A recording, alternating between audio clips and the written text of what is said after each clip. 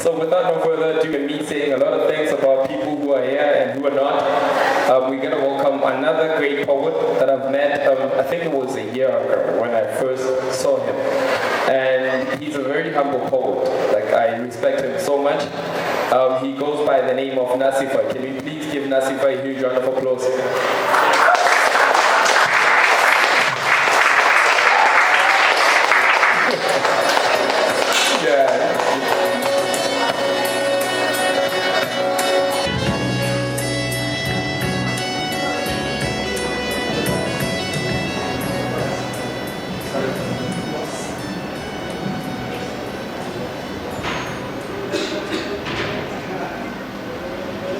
A spark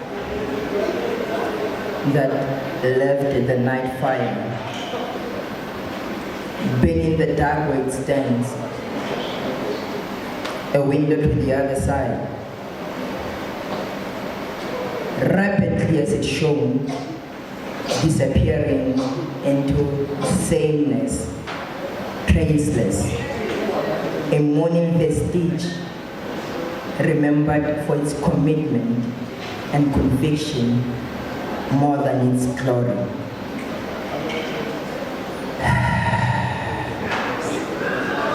Nassifah. I'm not sure how many poems I'm supposed to be reciting, but yeah.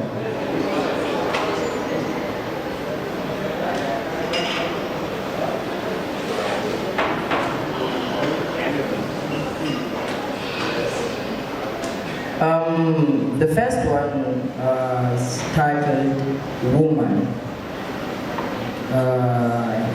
and really requires your attention more than playing with phones, to be honest. So I'm not sure if you can follow, but I hope you can, as much as I'm trying to follow myself as well. A dead devil willed with animated hastiness to reap the dust for its obedience when unearthed, as the red sky turns oblivious to the setting sun, to vignette into the night of the eve of spring, whose shawl glittered silvery at the knotted fringes, to pay for the mundanity of a day broken by the aurora, seeking to overshadow a past without form and void, with flowering parts of a forget-me-not hell. By the coastal mountain lay a thatched house that glowed with a tingly yellow from the lantern, as the moon's vigil that normally granted the prayer was obscured by the approaching thunderstorm, whose lightning was a love in winter sea, blooming in soliloquies only heard by the dry air. From a benevolent ear of the voyeur, a sound of plates of confection, lavishly peppered with nuts, was heard shattering religiously to the pious ground, causing a brimstone to flutter drunkenly in search of light to absorb it from death, while the chameleon fidgeted in the dark corner, lamenting how darkness reveals familiarities. Outside, flesh is intensified with the pilgrim's devotion, with their roots branching the depths of the easterly vine that bears more than salted water from the ocean, but the wisdom of how the moon swayed the tides, casting fishes to learn to breathe on the dry land.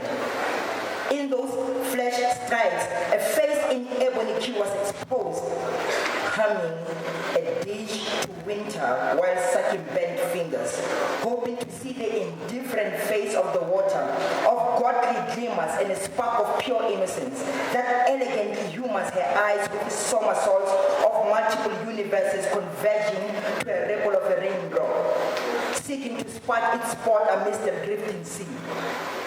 But she understood that tonight was about repeated history, of viewing the intricate design of absolutely refined reciprocity in soil and roots, like beauty without youth, of death, the undying and the elemental living life, of absence without existence, and pure purpose without men. As erosion made ways ruined by the allelopathic trees, hoping the desperately clinging leaves losing their grip. What is good for a woman to be alone? She asked, sweeping the bread leavened for the begotten son, who shall sprout at the firmament of the azimuth, with a star for a moment's glimpse at the morning, that will teach light how it learns to befriend death, a companion to share secret fears of being alive. Yet she, the immortal, yet to be deflowered, as xerophyte paled by the besot of autumn, as her leaves stand abreast and unperturbed in the face of the seasons turning winds and rain, enticing her seeds with visions of prolificacy, of a civilization blooming thence all at once, dancing and glowing to be fossilified in allegory, for the future willing to warm its existence, as they, the gods, cloak the sky with the resentment of a life that will outlive their multitudes.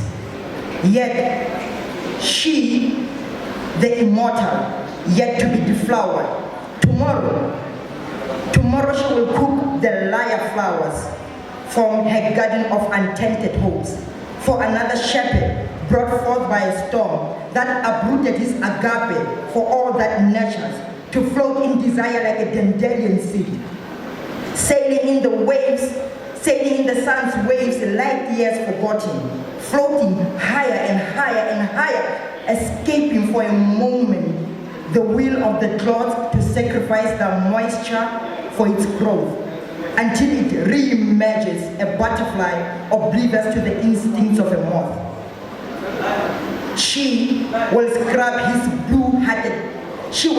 him with a blue-hearted diamond, shaking the hard, deceitful calmness that comes with looking at life through the eyes of others, bending his will effortlessly with truest devotion, in ways only a woman can do to copper. She will carve his ego like a nephrite, exposing his eagerness to serve like red grass to cattle. She will drown his calcite shame of hiding behind his cattle as the storm overwhelmed their bellow, and drown that will remind him that near death is a cave. Its prisoners need no shadows from the outside to know of life that comes in dreams of those with hearts that have stopped beating clay for the sake of pottering their own images. Let me do the last one then in this case.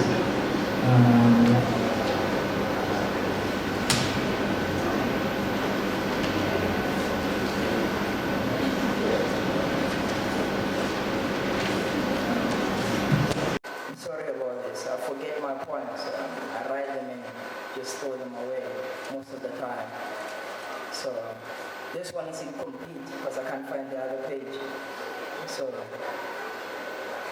of grace and nature. Budi ile bufika, but you were born.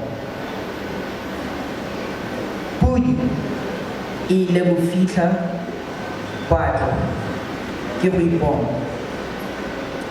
It is not the itch that tickles the inner palm to endear a touch of a grace that came without ask from a broken solitude.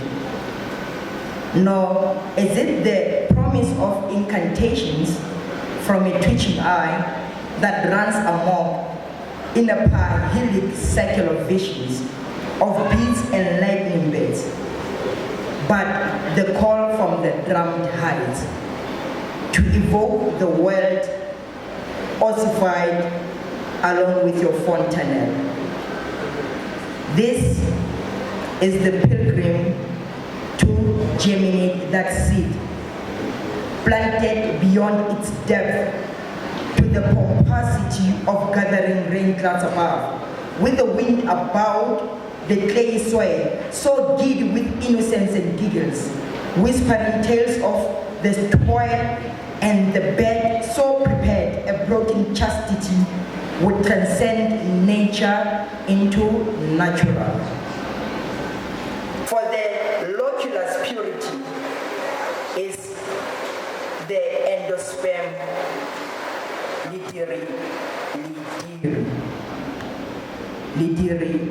lidiri.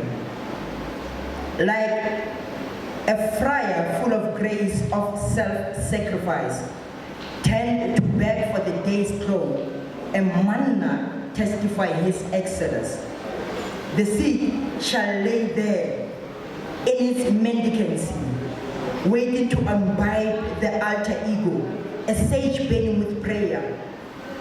Oh, immerse petunia in your redness, and desperate charges from the incense of the swaying turable, with the hybrid of the sword and the metamorphorics, like a misfit ordained by the hummingbird to restore beauty and its violence. For the ray of light have been misguided by the pleasure from the following sunflower. So it's supposed to continue, but yeah. So in closing, I would like to urge and pray. I would like to urge and pray for those who understand that understanding comes from the depth of imagination. I would like to pray and urge those who understand that understanding comes from the depth of imagination. And truly speaking, imagination is faltering at the moment.